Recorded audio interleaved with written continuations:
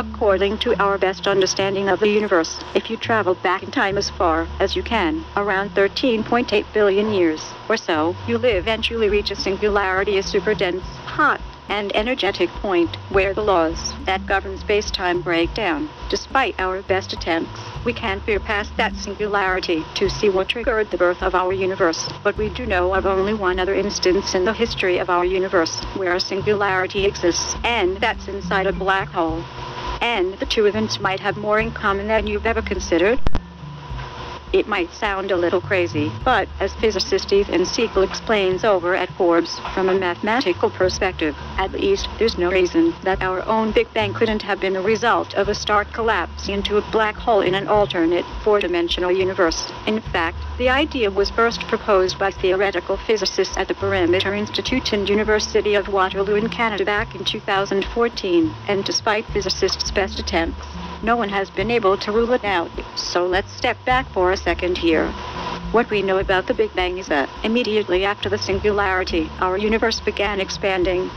Within a few fractions of a second, it underwent a rapid period of inflation, increasing in size by around 1026, before slowing down again and expanding more gradually. What we know about black holes is that in our three-dimensional universe, black holes on a two-dimensional event horizons, which basically means that they are wrapped in a two-dimensional boundary that marks the point of no return for matter. What black holes and the Big Bang have in common is that they are the only two instances of a singularity that we know of in the universe. A singularity basically just means a point where the rules that govern our universe no longer work.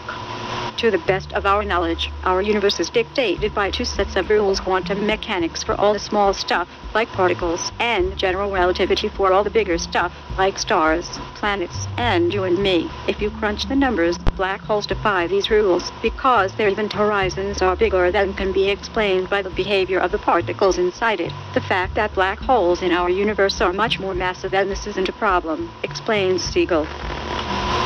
It simply means that the laws of physics that we know break down at the singularity we calculate at the center.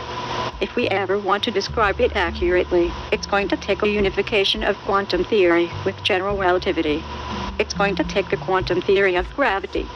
For now, though, we don't have that theory of everything, so our understanding of black holes ends at the singularity just as our understanding of the universe does.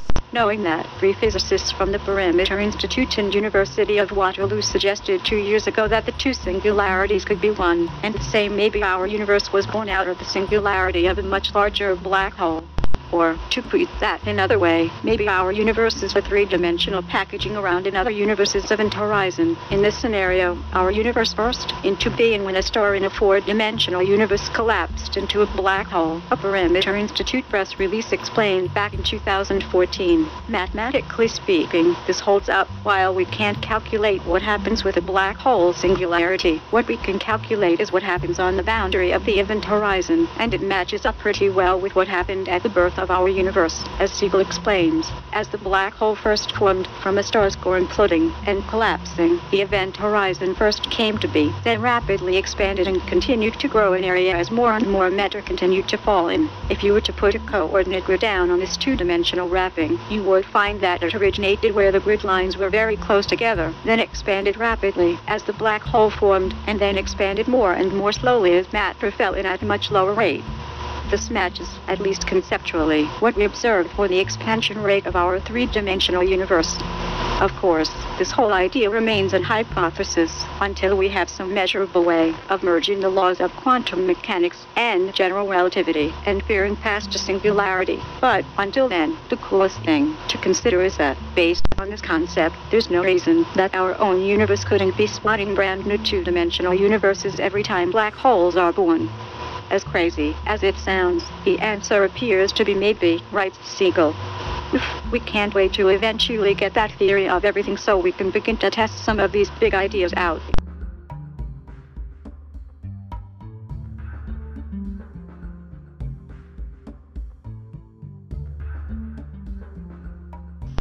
A dramatic fire hose stream of molten lava continued to shoot out of a sea cliff Wednesday on Hawaii Island, splashing into the Pacific Ocean below and exploding upon impact. The massive Kilauea flow is coming from a lava tube at the Kamokuna Ocean entry on the southeast side of the Big Island.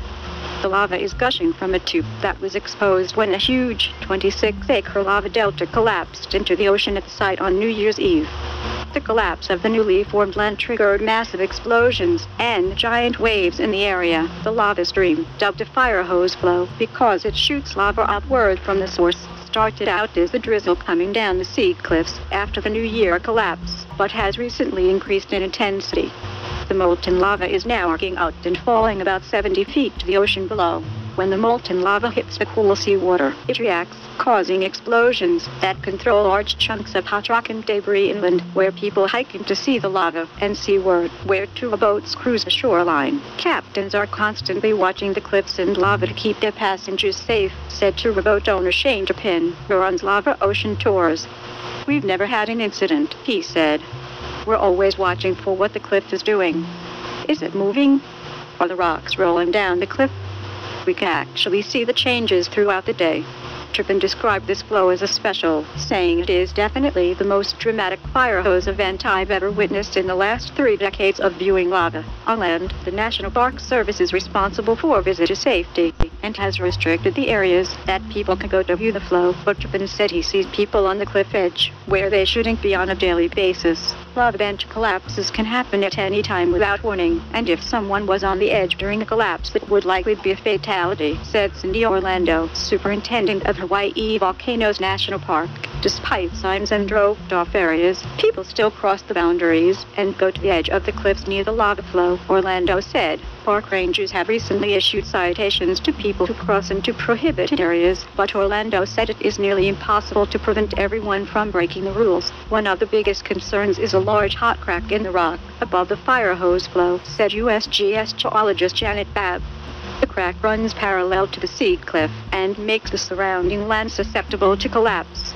When the large delta collapsed on December 31st, it sent hot rocks and lava spatter flying into the air, and giant waves outward. The seaward side of that crack could fall away. Babb, who works at the Hawaii Volcano Observatory, said, "That is of great concern because if it does, it's going to drop a lot of hot rock into the water, and hot rock mixing with cool seawater makes for explosive interactions. The steam plume created by the lava reaching the water is also a concern. It's superheated steam laced with hydrochloric acid from the interaction with the seawater and has shards of volcanic glass," she said. "It's something to be avoided." Babb said that this fire hose event is unusual because it has lasted so long. Usually when a flow opens up like this, the lava quickly builds new land below and plugs the entry. In this case, there's no evidence of a new delta is forming, which leads us to believe that the offshore topography there is very steep, Babb said. Kilauea has been erupting continuously since 1983, and the most recent wind flow that is reaching the ocean has been ongoing since last summer. There's no indication of it slowing down or stopping, Babb said.